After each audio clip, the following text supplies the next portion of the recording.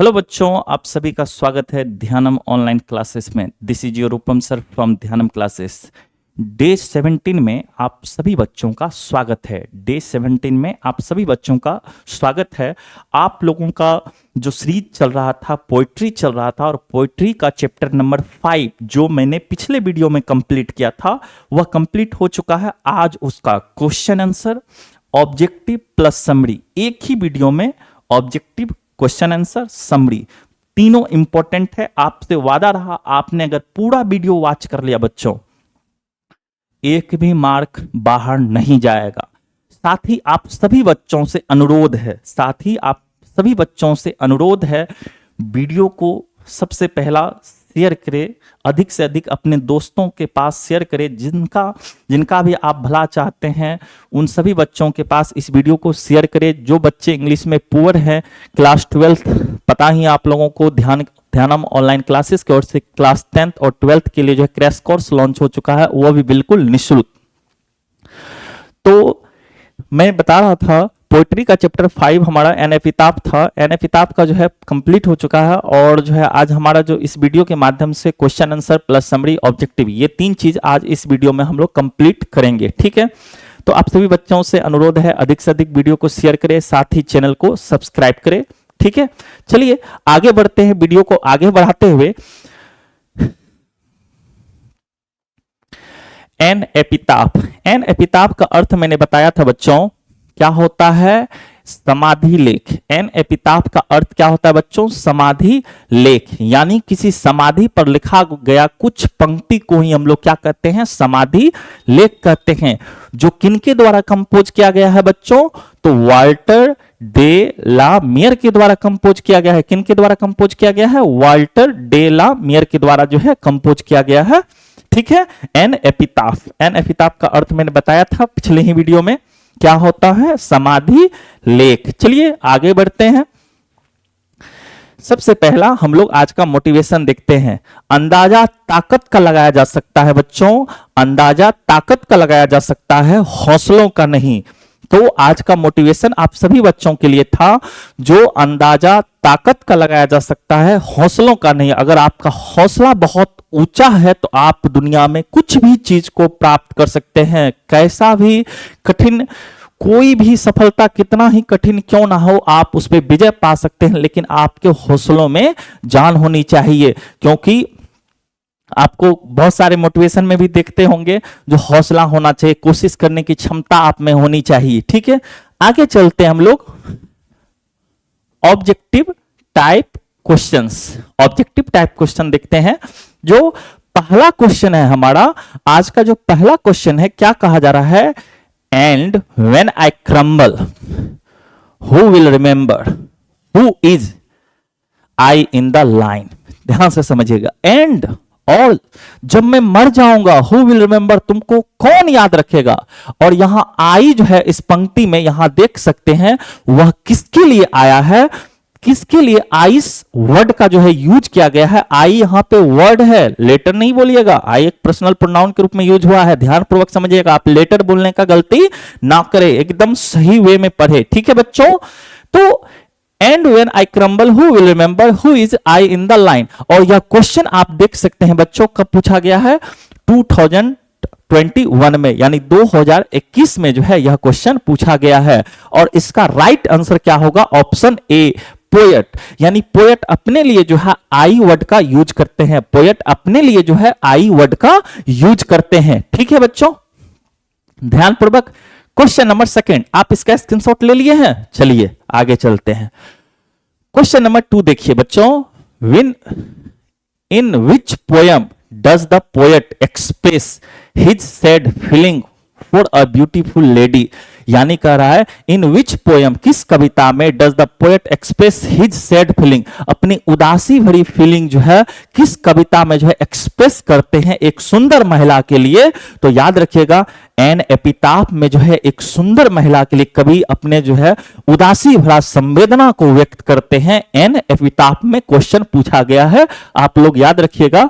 2021 यानी कि 2021 में यह क्वेश्चन जो है पूछा गया है। ध्यान से समझिएगा, आप जितना ज्यादा रिपीटेड क्वेश्चन जो पूछा गया उसके ऊपर कमेंट कर रहे हैं तो आपको पता लगेगा जो किस प्रकार से क्वेश्चन जो है एग्जाम में आता है, क्वेश्चन का जो है पैटर्न क्या है, इस चीज के ऊपर आपको पता लगेगा। साथ ही आप सभी बच्चों से अनुरोध है, जो आप कमेंट में क्वेश्चन नंबर पहले लिखिए, उसके बाद उसका आंसर लिखिए। ऑप्शन ए है, ऑप्शन बी है, ऑप्शन सी, ऑप्शन डी, जो राइट होगा पहले आप क्वेश्चन नंबर दे, उसके बाद उसका ऑप्शन लिखिए। ओके बच्चों, आगे चलिएगा। क्वेश्चन नंबर 3 आप स्क्रीनशॉट लेते हुए चलिए। क्वेश्चन नंबर 3, क्वेश्चन नंबर 3 देखिएगा। Walter de la Mare makes us aware of the, Walter de la Mare हमें किस चीज से अवेयर कराते, किस चीज से जागरूक कराते हैं? तो याद रखिएगा ऑप्शन नंबर ए ही इसका राइट आंसर है। तो याद रखिएगा बच्चों, in human condition of modern life, modern life यानी आधुनिक जीवन के जो है मानवीय स्थिति से जो है वह जागरूक करवाते हैं। ठीक है बच्चों, आगे चलिएगा। क्वेश्चन नंबर 3 आप स्क्रीनशॉट ले लिए हैं बच्चों, आगे चलते हैं। Question number 4, Walter de la Mare was born in dash. Walter de la Mare साहब का जन्म जो है कब हुआ था? तो याद होगा आपको बच्चों 1873 की, 1853 की, 1867 की, 1889, कितना में हुआ था बच्चों? आप लोग बताइए, कमेंट के माध्यम से बताइए जो वाल्टर डेलामियर साहब का जन्म कब हुआ था। तो याद है बच्चों 1873 में। इनका जन्म कब हुआ था? 1873 में, यानी 1873 में जो है इनका जन्म हुआ था बच्चों। ठीक है, आगे चलते हैं हम लोग। क्वेश्चन नंबर 5 देखिए। Dash was honoured with the order of merit in 1953। किसको ऑनर्ड, किसको सम्मानित किया गया था ऑर्डर ऑफ मेरिट से इन 1953, 1953 में? ऑर्डर ऑफ मेरिट से किसको सम्मानित किया गया था 1953 में? याद है बच्चों? तो याद रखिएगा वाल्टर डेलामियर साहब को जो है सम्मानित किया गया था ऑर्डर ऑफ मेरिट से। वाल्टर डेलामियर साहब को जो है सम्मानित किया गया था किस चीज से? ऑर्डर ऑफ मेरिट से इन 1953। ऑप्शन नंबर सी राइट होगा बच्चों। आगे चलते हैं। क्वेश्चन नंबर 6 देखिए। And when I crumble who will remember is from. कह रहा है जब मैं मर जाऊंगा हु विल रिमेंबर, तुमको कौन याद रखेगा? यह पंक्ति किस कविता से लिया गया है? तो याद रखिएगा बच्चों यह पंक्ति जो है एन एपिताफ से लिया गया है। किससे लिया गया है? एन एपिताफ से जो है यह पंक्ति लिया गया है। ओके, चलिए नेक्स्ट क्वेश्चन पे चलते हैं। क्वेश्चन नंबर 7 आप स्क्रीनशॉट लेते हुए चलें। क्वेश्चन नंबर 7 देख सकते हैं। An epitaph is written by dash. 2018 में यह क्वेश्चन पूछा गया है बच्चों। An epitaph is written by, यह किसके द्वारा लिखा गया है? तो याद ही होगा आपको वाल्टर डेलामियर के द्वारा जो है यह पोयम लिखा गया है। क्वेश्चन नंबर 8 चलिए बच्चों। Walter de la Mare died in the dash year. Walter de la Mare साहब का मृत्यु किस वर्ष हुआ था? तो आपको याद है बच्चों 1956, 1956 में जो है इनकी मृत्यु होती है। 1956 में इनकी मृत्यु होती है। आगे चलते हैं। Question number 9, queen Elizabeth second honoured him with order of merit in. Queen Elizabeth second के द्वारा जो है honoured with the order of merit in, कब उनको सम्मानित किया गया था? क्वीन एलिजाबेथ के द्वारा जो है ऑर्डर ऑफ मेरिट से उनको कब सम्मानित किया गया था? तो याद होगा बच्चों 1953, 1953 में जो है इनको सम्मानित किया गया था वाल्टर डेलामियर साहब को ऑर्डर ऑफ मेरिट से। याद है बच्चों? यह कई बार क्वेश्चन भी पूछा गया है एग्जाम में। क्वेश्चन नंबर 10 देखिए। An epitaph deals with a beautiful. An epitaph किसके साथ डील किया गया? किसके साथ? तो ब्यूटीफुल गर्ल के साथ, बेबी के साथ, लेडी के साथ या चाइल्ड के साथ? तो एक सुंदर महिला के साथ जो है डील किया गया है। यहां देखिएगा थोड़ा सी पहले आ गया है, तो याद रखिएगा बी और सी ऑप्शन जो है ऊपर नीचे हो गया, उससे कोई लेना देना नहीं है, आपको सिर्फ राइट चूज करना है। ठीक है। क्वेश्चन नंबर 11 देखिए। The poet thinks that is not ever lasting. कवि का मानना था कि क्या चीज लास्ट तक नहीं रहता है? तो आप देख सकते हैं अकॉर्डिंग टू द पोएम कवि का जो मानना है वह क्या है? जो ब्यूटी जो है अंत तक नहीं रहता है, क्योंकि ब्यूटी गुजर जाता है, ब्यूटी जो है वेनिसेस हो जाता है, नष्ट हो जाता है, खत्म हो जाता है। ठीक है बच्चों, आगे चलिए। Question number 12। क्वेश्चन नंबर कितना बाबू? 12 में देख सकते हैं आप लोग। The poet feels that after his death nobody will her, यानी कवि महसूस करते हैं जो उसकी मृत्यु के बाद उसे कौन याद करेगा। तो कौन याद करेगा, तो याद करना यहां तो मैंने बोल ही दिया, remember, option number B, option number B. आप स्क्रीनशॉट लेते हुए चले बच्चों। क्वेश्चन नंबर 13 देखिए, question number 13, the lady mention in the poem, जिस लेडी को इस कविता में मेंशन किया गया है, एन एपिटाफ बिलोंग, वह कहां से बिलोंग करती है। एन एपिटाफ में जिस लेडी को मेंशन किया गया है वह लेडी कहां से बिलोंग करती है, तो बच्चों याद रखिएगा वेस्ट कंट्री से। वेस्ट कंट्री का अर्थ होता है बच्चों पश्चिम, पश्चिम के देश से, यानी कि यूरोपीय कंट्री से जो है वह लेडी बिलोंग करती थी। मैंने कविता में बताया भी था वेस्ट कंट्री का अर्थ क्या होता है बच्चों, पश्चिमी जो यूरोपीय है कंट्रीज हैं उनको जो है यहां पे दिखाया जा रहा है।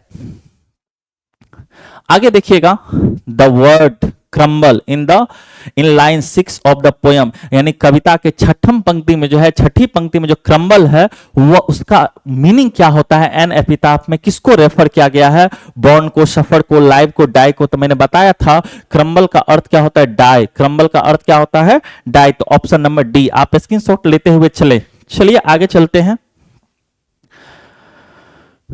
Question number 15, the tone of the poem an epitaph means, यानी कि एन एपिटाफ में जो कविता का जो टोन है, कविता का जो स्वर है वह क्या, हैप्पी है, मेलनकॉली है, रोमांटिक है, नॉन ऑफ दीज है। तो याद रखिएगा बच्चों मेलनकॉली है। मेलनकॉली का अर्थ होता है उदासी से भरा हुआ, और कवि यहाँ पे बहुत अत्यधिक उदास थे, क्योंकि मैंने बताया था कवि उस सुंदर महिला से बहुत अधिक प्यार करते थे, लेकिन सुंदर महिला का जो इंटरेस्ट है उस कवि के प्रति, वाल्टर डेलामेयर के प्रति उतना अधिक नहीं था, जिस कारण से यहाँ कवि काफी ज्यादा क्या है, सैड हैं। Light of step and heart was she is taken from, light of step and heart was she is taken from, यह पंक्ति किससे जो है, किस पंक्ति, किस कविता से जो है लिया गया है। और मैंने बताया भी था यह यहां से यहां तक एक फ्रेज है जो कि एन एपिटाफ से लिया गया है, option number C, option number C. कितना से, ऑप्शन नंबर सी। याद रखिएगा एन एपिटाफ से जो है यह लाइन जो है लिया गया है बच्चों। अब क्वेश्चन नंबर 17 देख सकते हैं बच्चों, here lies a most beautiful lady is a line from, याद रखिएगा बच्चों, here lies a most beautiful lady is a line from, यहां एक सुंदर महिला लेटी थी। यह पोयम जो है, यह कविता या जो पंक्ति है वह कहां से लिया गया है, तो याद रखिएगा एन एपिटाफ से लिया गया है। Here lies a most beautiful lady, यानी कि यह पहला पंक्ति ही है, इस कविता का पहला पंक्ति है बच्चों। ऑप्शन नंबर बी आपका राइट हो जाएगा। आपका ऑब्जेक्टिव खत्म हुआ बच्चों। आगे चलते हैं। आज का फिर मोटिवेशन आप लोगों के लिए है, जहां आप कुछ नहीं कर सकते हैं वहां एक चीज जरूर करें, कोशिश। बच्चों जहां आप कुछ नहीं कर सकते हैं वहां एक चीज करें, कोशिश। कोशिश जरूर करें बच्चों, क्योंकि कोशिश करने वालों की कभी हार नहीं होती है। यह चीज आपने कई वीडियो में कई लोगों के जो है मुख से सुना होगा, और यह सही बात है। आप कोशिश करना कभी भी ना छोड़े। चलिए क्वेश्चन आंसर के ऊपर हम लोग चलते हैं। क्वेश्चन आंसर देखते हैं एन एपिटाफ का। एन एपिटाफ का जो पहला क्वेश्चन है आपके बुक में वह यह है, where does the lady lie, where does the lady lie, lady कहां लेटी थी, लेडी कहां लेटी थी। तो याद है बच्चों, the lady lies inside a grave, वह जो है लेडी, वह जो सुंदर महिला है वह ग्रेव यानी कि जो कब्र के अंदर जो है पड़ी थी। कहां थी, कब्र के अंदर, जिसके ऊपर जो है समाधि बना हुआ था, और उसी समाधि के ऊपर जो है 7 पंक्ति लिखा गया है कविता में। याद है बच्चों, मैंने कल की क्लास में बताया था उस एपिटाफ के ऊपर, उस समाधि के ऊपर 7 पंक्ति लिखा गया है, जिसको यहाँ पे वाल्टर डेलामेयर साहब क्या किए हैं, एक्सप्रेस किए हैं। आप लोगों के सामने एक्सप्लेन किया गया है, जो मेरे माध्यम से यहाँ किया गया है, लेकिन कविता में वाल्टर डेलामेयर के द्वारा जो है किया गया है। तो पहला question, where does the lady lie, वह लेडी कहां लेटी थी, कहां लेटी है। तो याद रखिएगा the lady inside a grave, याद रहेगा बच्चों। आगे क्वेश्चन नंबर 2 देखिए, आप स्क्रीनशॉट ले लीजिए बच्चों। क्वेश्चन नंबर 2 देख सकते हैं, how does he look to the poet, कवि जो है उसको कैसे देखते थे, कवि कैसे देखते थे उस महिला को। तो यहां देखिएगा, ध्यान से आंसर समझिएगा बच्चों। To the poet she looks the most beautiful lady of the west country, यानी कवि के माध्यम से, कवि के अनुसार वह महिला पश्चिम की जो यूरोपीय कंट्री है उसकी सबसे खूबसूरत महिला थी। कवि की नजर में वह महिला बहुत अधिक खूबसूरत थी, क्योंकि जिससे भी आपको प्यार हो जाएगा उससे अत्यधिक सुंदर आपको जीवन में कोई और नहीं लगेगा। प्रेम ऐसा चीज ही है बच्चों, जिससे आपको हो जाए उससे बेहतरीन, उससे सुंदर कोई और नहीं होता है। और सबसे बेहतरीन चीज आपके जीवन में जो है वह आपकी मां है, और मां से बढ़ के कोई दूसरा चीज नहीं है मेरे हिसाब से। ठीक है बच्चों, चलिए क्वेश्चन नंबर 2 आपका कंप्लीट हुआ, स्क्रीनशॉट ले लीजिए बच्चों। क्वेश्चन नंबर 3 चल देखते हैं। Was she a kind and considerate lady? क्या वह महिला विचार दयालु थी और विचारशील थी? क्या वह महिला दयालु थी, विचारशील थी? नो। याद रखिएगा, आंसर आपको क्या देना है? No, she was not kind and considerate. याद रखिएगा, ना ही वह महिला दयालु थी, ना ही विचारशील थी। कंसिडरेट का अर्थ होता है बच्चों विचारशील। ना ही वह महिला दयालु थी, ना ही विचारशील थी, क्योंकि कभी जो है उस महिला से बहुत अधिक प्रेम करते थे, लेकिन महिला का प्रेम कवि के प्रति नहीं था, थोड़ा भी उसके प्रति जो है दयालु नहीं थी वह लेडी। ठीक है बच्चों, क्वेश्चन नंबर 3 आपका कंप्लीट हुआ। चलिए आगे चलते हैं क्वेश्चन नंबर 4 के ऊपर। क्वेश्चन नंबर 4 देखिएगा ध्यान से बच्चों। What does the poet think about beauty? यानी सुंदरता के बारे में कवि का क्या मानना था, क्या सोचना था, क्या सोचते थे, क्या मानते थे कवि सुंदरता के बारे में? तो ध्यान से समझिएगा, बहुत आसान है, और आपको 1 से 2 लाइन मैंने जानबूझ के ऐसा लिखा हुआ है जो कम समय में आपको याद हो जाए और आपका मार्क भी एग्जाम में ना कटे।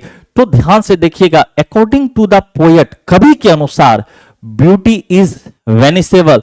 ब्यूटी जो है नष्ट हो जाता है, खत्म हो जाता है, एंड पासेबल थिंग, गुजरने वाला चीज है। यानी ब्यूटी जो है वह खत्म हो जाता है, विनाश हो जाता है, गुजर जाता है। अकॉर्डिंग टू द पोएट, कवि के अनुसार ब्यूटी नहीं रहता है अंत तक, जीवन भर ब्यूटी नहीं रहता। और यह बात तो सही है बच्चों, क्योंकि आपकी सुंदरता अभी से 5-7 साल तक होगी, उसके बाद आपकी सुंदरता वैल्यू नहीं रखेगी।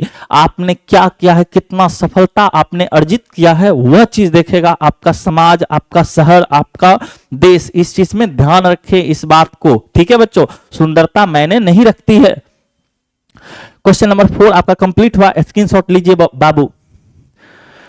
क्वेश्चन नंबर 5 देखिएगा ध्यानपूर्वक। What does the poet mean when he says and when I crumble?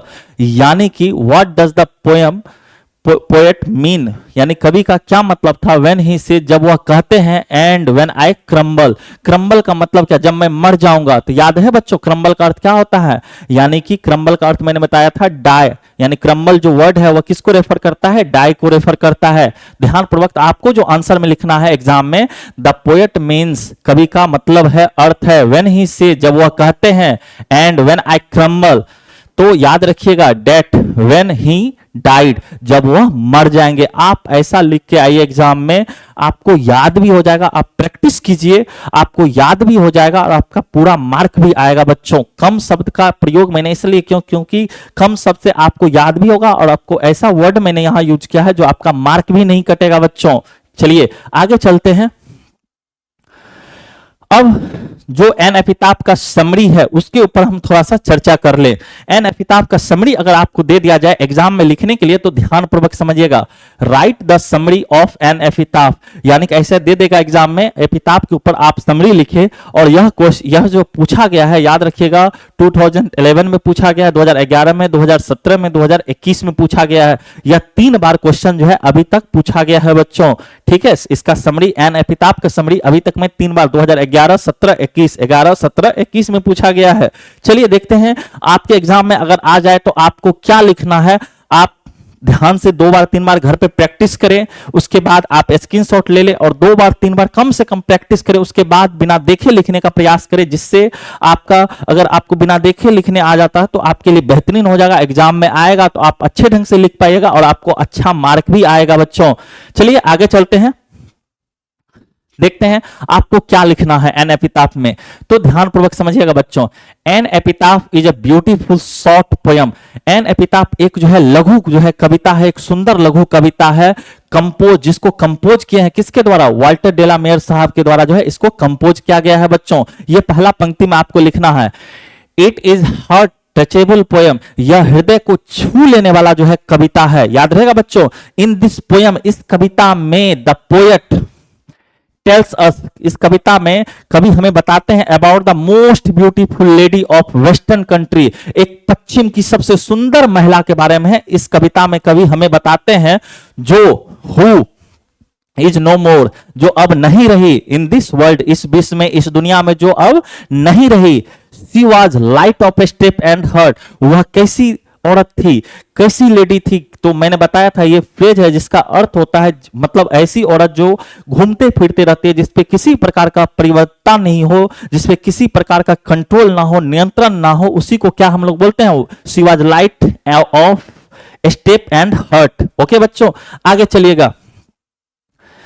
In this poem the poet loves a very beautiful lady, इस कविता में कवि एक बहुत सुंदर महिला से प्यार करते हैं, बट द लेडी, लेकिन वह महिला, no interest in the poem, कवि में किसी प्रकार का रुचि नहीं दिखाते हैं। द पोएट सेज दैट, कवि कहते हैं इस कविता में, the poet says that beauty is temporary, beauty क्या है, टेम्पोररी है। Here beauty was very attractive, उसका जो सुंदरता है मुझे बहुत आकर्षित करती है, but it is short lived, लेकिन वो उसका जीवन काल बहुत कम दिन का था, क्योंकि वह अधिक दिन जी नहीं, जिसके कारण बस कवि जो है यहाँ पे विलाप कर रहे हैं, कवि बहुत ज्यादा परेशान है। आगे देखिएगा बच्चों, अब यहां पे आप स्क्रीनशॉट ले सकते हैं। आगे देखिएगा, there is no way to save beauty from the distraction, यानी कि कोई तरीका नहीं है, देयर इज नो वे, से बचाने का कोई तरीका नहीं है, डिस्ट्रैक्शन, ब्यूटी फ्रॉम डिस्ट्रैक्शन, यानी कि सुंदरता को विनाश होने से बचाने के लिए कोई तरीका नहीं है। आफ्टर हर डेथ, उसकी मृत्यु के बाद, हर ब्यूटी वैनिसेस, उसकी मृत्यु के बाद उसकी ब्यूटी क्या हो जाएगा, खत्म हो जाएगा, नाश हो जाएगा, पासेस गुजर जाएगा, क्योंकि कोई भी इंसान है उसका मृत्यु अगर हो जाता है तो उसकी ब्यूटी वैल्यू नहीं रखती है बाबू।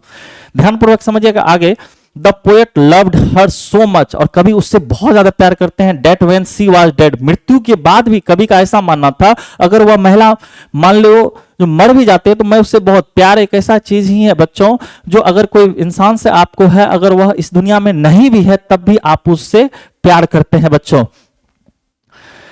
उसके बाद आगे देखिएगा, ही वॉज वीपिंग बिटरली, वह बुरी तरह से रो रहा है, कभी बुरी तरह से रो रहा है, उसके ऊपर विलाप कर रहा है। And he used to sit on her epitaph, और उसके सामने वह बैठा करता था, उसके समाधि के सामने वह बैठा करता था।